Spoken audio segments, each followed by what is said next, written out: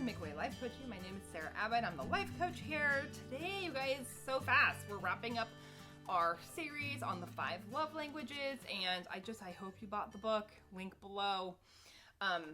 All of our marriages are stressed because of the pandemic, and we need to be intentional about building up the most important relationship. You guys, your kids are going to get old and leave you. That's their job.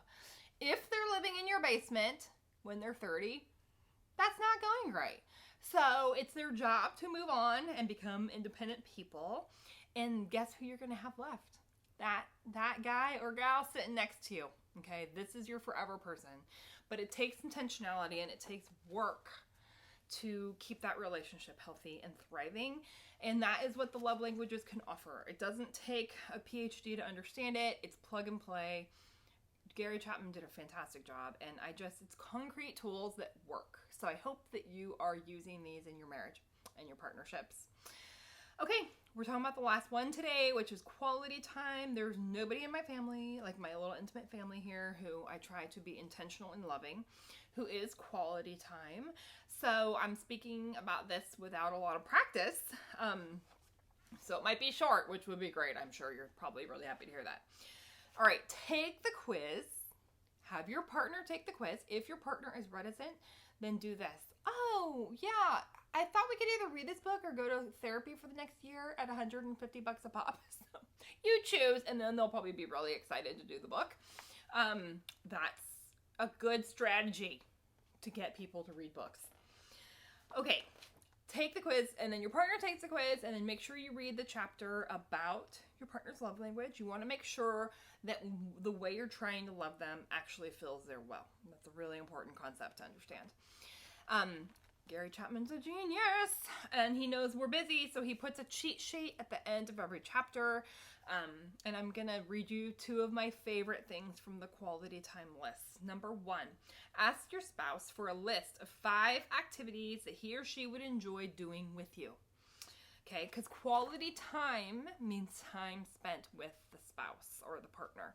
So it often involves doing things together. Making sure you understand that. Make plans to do one of those things each month for the next 5 months.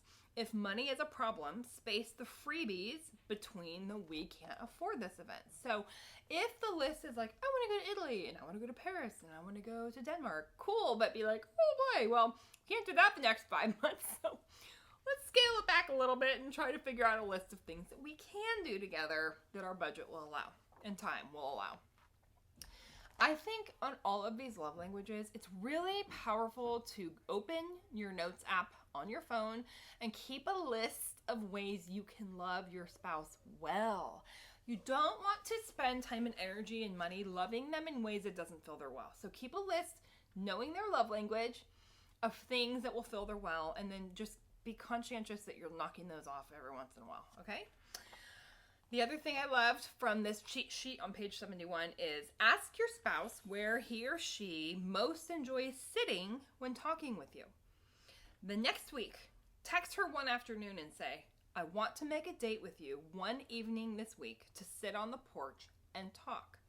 Which night and what time would be best for you? Okay, so you see, if your partner is quality time, you really got off easy in the finances department. For the most part, they just want to spend quality time with you. If you have children, that might mean getting childcare provider or putting a movie on. I have shared this before, but one of my favorite families when I was teaching was this wonderful Christian family, and they, were normal middle-class people. And they had 3 kids, which is, expensive to raise children. And so just really young, they instituted a rule. They had a 2-story house, and they instituted a rule that they had date night once a week. I think it was Friday nights, but I can't remember. And the children went upstairs, and the oldest one babysat, just put a movie on, whatever. Parents didn't care. I think they even ate dinner upstairs, like TV dinner. And the rule was don't come downstairs. So quality time was spent one-on-one, no excuses, didn't have to pay a babysitter. Nowadays, if you're in California, you can't even go out to a restaurant anyway. There's nowhere to go and nothing to do. So, hey, use your own house as a dating location And your kids are going to learn two things from you, which is really beautiful. They're going to learn about the value of investing time in your marriage, which is powerful.